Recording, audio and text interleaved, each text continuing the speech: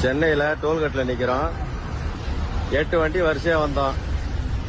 எல்லா வண்டிக்கும் ஹைட் லோடுன்னு வண்டிக்கு 1500 கேஸ் போட்டிருக்காங்க போலீஸ் பிடிச்சி. 20 வருஷமா அந்த ரோட்ல போறோம் வரோம். இது வரைக்கும் யாரும் பிடிச்சி கேஸ் போட்டதில்லை. போலீஸை கேட்டா கவர்மெண்ட்ல என்ன பிடிச்சி கட்ட சொல்றாங்க. போடு நாளைக்கு 50 பில்லு போடு 100 பில்லு போடுறோம் ராவடி கட்டுறானுவ.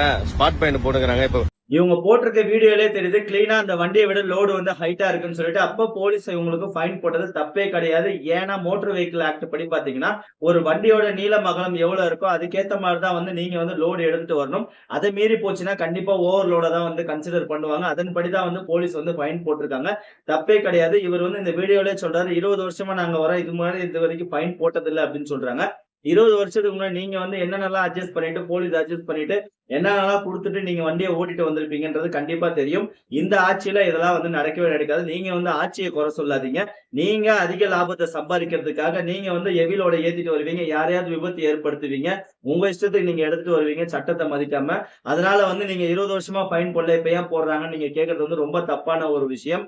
நீங்க எடுத்துட்டு வந்தது ஓவர்லோடு தான். இதற்கும் ஆட்சிக்கும் சம்பந்தமே இல்லை. இது சட்டப்படியான ஆட்சி. நீங்க வந்து சட்டத்தை சரியா வந்து பயன்படுத்தல, சட்டத்தை சரியா நீங்க மதிக்கல அப்படின்னா கண்டிப்பா ஃபைன் போடதான் செய்வாங்க. இது வந்து ஏற்கனவே மோட்டார் வெஹிக்கிள் ஆக்ட்ல இருக்கிற விஷயம் தான். இருக்கிறத வச்சுதான் உங்களுக்கு வந்து ஃபைன் போட்டிருக்காங்க.